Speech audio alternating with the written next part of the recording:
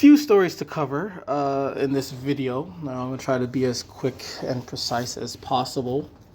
Um, we have a man in Philadelphia that was attacked by his own dogs. Despite using, his own gun against his own dogs, he still succumbed to the attacks. It says briefly, Philadelphia police are investigating the circumstances surrounding the death of a man who was found unresponsive in his home with three dogs that had been shot. His wife returned from work and found him laying in front of the house unconscious. He had a bite mark on his ankle. Authorities said paramedics rushed him to the hospital where he later died. The cause of death of the 53-year-old homeowner remains under investigation. There are a total of four pit bulls inside the home. Oh man. Well, three of them had been shot to death. A fourth was apparently unharmed in a cage. See, when these things are, unable to attack, you're not going to get attacked. For example, with the one in the cage, it didn't attack because it was in a cage. While the other three were roaming around, they attacked. So this is only, a mild proof that when these things are non-existent, we're all going to feel safe and be all right. So, yeah. There's one story. Next story, this is, what happened in this story was a dog nut wanted to bring her worthless mutt on a train. The dog was, acting like a worthless mutt, like a brain damaged mutant, like they always do. She was struggling with the dog. She also had bags with her. So once the train arrived, she put the dog in the train and tied the dog up, I guess on the pole thing. Then the dog, escaped, and because she was gonna get her stuff, she put the dog in first, and then she exited the train to get her bags. But then the dog escaped from the pole, and as smart as they are, they fell right between the train and the platform. So basically, the train was delayed, I think, for an hour or so, or a few minutes, or 15 minutes. So the train was delayed because they had to retrieve this worthless mutt. These things don't belong in public transit. We've heard and read stories of tying them up doesn't really do anything, and here we have this worthless mutt just causing a commotion and being a nuisance to people. In this story, they had reported their neighbor's pit bull.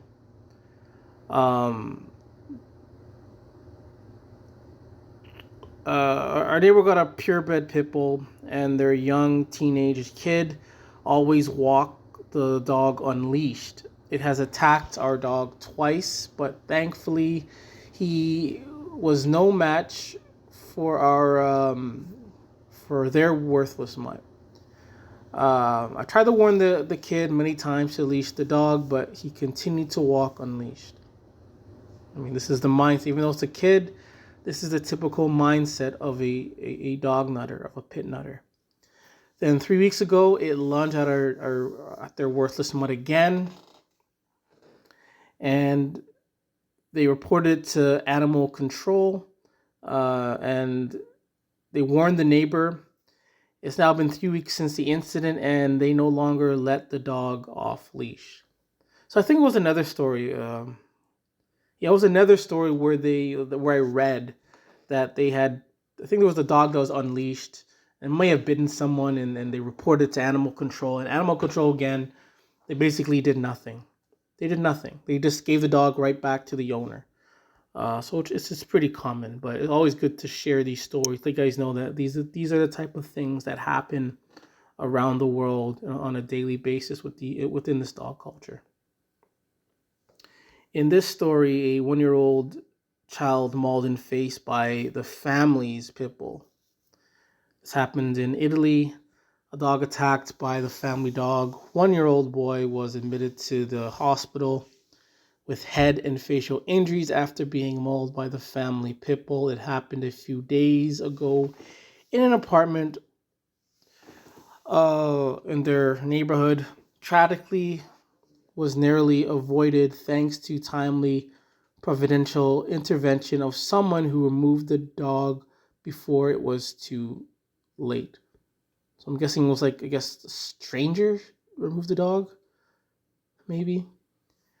The pit bull mauled the victim in the face, causing, fortunately, non-irreparable damage. The child was bleeding with visible facial injuries that needed surgery. But nevertheless, this is unfortunate. These are the type of things that shouldn't happen and doesn't need to happen. We have birds everywhere. Everywhere we go, there are birds. But we don't see any of them attacking children. Maybe it happens. Maybe it's just so very rare. But when we have these families, parents, bringing dogs into the community, into the home, and nearly every day, every week, these dogs are attacking our children. And this happens nearly every day. The family dog, the family pit bull. It just goes to show that these things do not belong in our society.